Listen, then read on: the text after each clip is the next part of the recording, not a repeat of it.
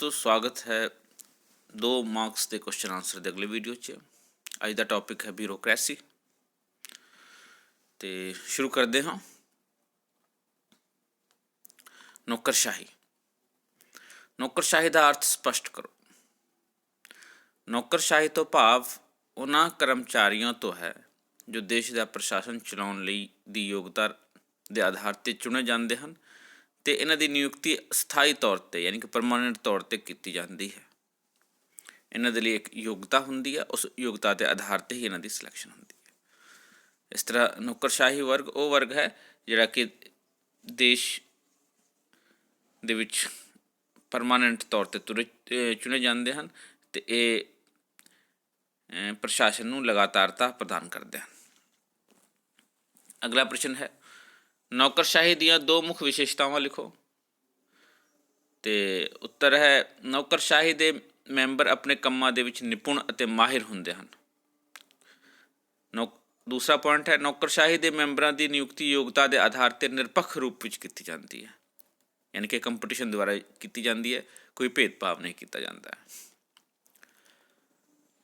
अगला प्रश्न है लोक सेवावां दा की महत्व है। तो पहली गल है कि लोक सेवा निरपक्ष रह के काम करती है। राज प्रबंध चलाउण दे विच मंत्री जिहड़े कि अस्थाई तौर पर चुने जाते हैं उन्हां दी मदद करती है। उस तो बाद कह सकते हैं कि ये ईमानदार वर्ग हुंदी है तो पूर्ण निष्ठा नाल सरकार नूं चलाउंदी है अते जो भी हिदायत है और जो भी विचारधारा है उस हिसाब नाल सरकार नूं चलाउंदी है, जित्ती हुई पार्टी के हिसाब नाल ते नीति निर्माण दे विच सहायता करती है। तो इस प्रकार लोक सेवावां दी बहुत महत्व है। ये प्रशासन नूं लगातारता प्रदान करती है, मंत्रियों नूं काम बारे जानकारी दिंदी है तो ये गुमनाम होकर काम करती है। अगला प्रश्न है नौकरशाही के काम दसो। नंबर 1 काम है मंत्रिमंडल नूं सहयोग देना तो नंबर 2 सरकार दी नीतियों नूं लागू करना। अगला प्रश्न है नौकरशाही का शब्दी अर्थ समझाओ। तो नौकरशाही अंग्रेजी भाषा के शब्द ब्यूरोक्रेसी का पंजाबी अनुवाद है। तो ब्यूरोक्रेसी शब्द फ्रेंच भाषा के शब्द ब्यूरो और यूनानी भाषा के शब्द क्रेसी तो मिलकर बनाया है और जिन्हों का अर्थ इस प्रकार है कि ब्यूरो का अर्थ होंदा डेस्क या कुर्सी ते बैठ के काम करने वाले अधिकारी वर्ग।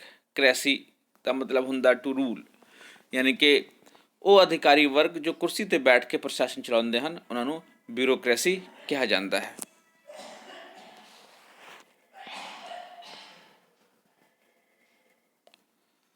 अगला प्रश्न है लोक सेवा का की अर्थ है। उत्तर नौकरशाही का दूजा नाम लोक सेवा है जो निरपक्ष होकर देश का प्रशासन चलाते हैं और स्थाई तौर पर यानी कि परमानेंट तौर पर निश्चित कार्यकाल तक अपने अहुदे ते बने रहते हैं, विराजमान रहते हैं। तो इस प्रकार लोक सेवा इस तरह की नौकरी है जो कि लोगों के हित लई काम करती है, परमानेंट तौर पर बनी रहती है, स्थाई वर्ग होंदी है, पेशेवर वर्ग होंदी है तो ईमानदारी नाल काम करती है। अगला प्रश्न है प्रत्यक्ष या बाहरी भर्ती ते 2 गुण लिखो। जिवें कि भर्ती मुख रूप दे विच 2 तरह की होंदी है, अंदरूनी भर्ती ते बाहरी भर्ती। तो बाहरी भर्ती या प्रत्यक्ष भर्ती के 2 गुण इस प्रकार हैं। इस विच नियुक्ति पक्षपात रहित अते योग्यता के अनुरूप होंदी है। नंबर 2 इस विच चोण का खेतर व्यापक होने कारण व्यक्तियों नूं छांट के लोक सेवा विच लगाया जाता है, छांट के यानी कि सिलेक्शन द्वारा प्रॉपर कंपटीशन रहा।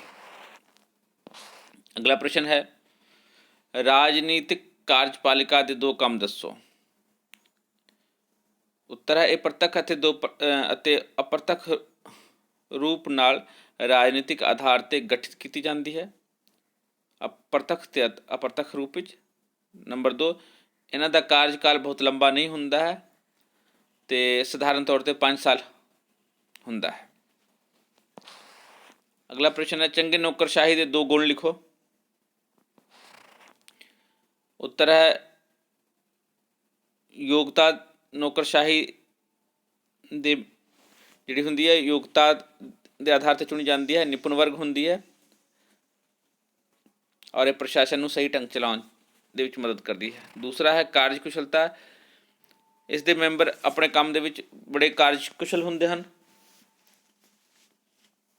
ਇਹ ਕੰਮਾਂ ਨੂੰ ਪੂਰੀ ਤਰੀਕੇ ਨਾਲ ਇਹਨਾਂ ਦੇ ਕੰਮਾਂ ਦੇ ਬਾਰੇ ਅਤੇ ਇਹਨਾਂ ਨੂੰ ਕੰਮਾਂ ਦੇ ਬਾਰੇ ਪੂਰੀ ਤਰ੍ਹਾਂ ਜਾਣਕਾਰੀ ਹੁੰਦੀ ਹੈ। ਨੌਕਰਸ਼ਾਹੀ ਦੇ 2 ਕਾਰਜ ਲਿਖੋ। ਨੌਕਰਸ਼ਾਹੀ ਦੇ 2 ਕਾਰਜ ਇਸ ਪ੍ਰਕਾਰ ਹਨ। ਨੀਤੀ ਨਿਰਮਾਣ ਕਰਨਾ। ਨੌਕਰਸ਼ਾਹੀ ਮੰਤਰੀ ਮੰਡਲ ਨੂੰ ਨੀਤੀ ਨਿਰਮਾਣ ਕਰਨ ਦੇ ਵਿੱਚ ਬਹੁਤ ਮਦਦ ਕਰਦੀ ਹੈ। ਨੰਬਰ 2, ਨੀਤੀ ਨੂੰ ਲਾਗੂ ਕਰਨਾ। ਇਹ ਨੀਤੀਆਂ ਨੂੰ ਨਿਰਮਾਣ ਦੇਣ ਦੇ ਨਾਲ ਨਾਲ ਹੀ ਲਾਗੂ ਕਰਨ ਦੇ ਵਿੱਚ ਵੀ ਪੂਰੀ ਇਮਾਨਦਾਰੀ ਨਾਲ ਕੰਮ ਕਰਦੀ ਹੈ ਅਤੇ ਕੁਸ਼ਲ ਹੁੰਦੀ ਹੈ ਅਤੇ ਇਸ ਪ੍ਰਕਾਰ ਨੌਕਰਸ਼ਾਹੀ ਮਹੱਤਵਪੂਰਨ ਰੋਲ ਅਦਾ ਕਰਦੀ ਹੈ ਪ੍ਰਸ਼ਾਸਨ ਨੂੰ ਚਲਾਉਣ ਦੇ ਵਿੱਚ। ਧੰਨਵਾਦ। ਮਿਲਦੇ ਹਾਂ ਅਗਲੇ ਵੀਡੀਓ 'ਚ।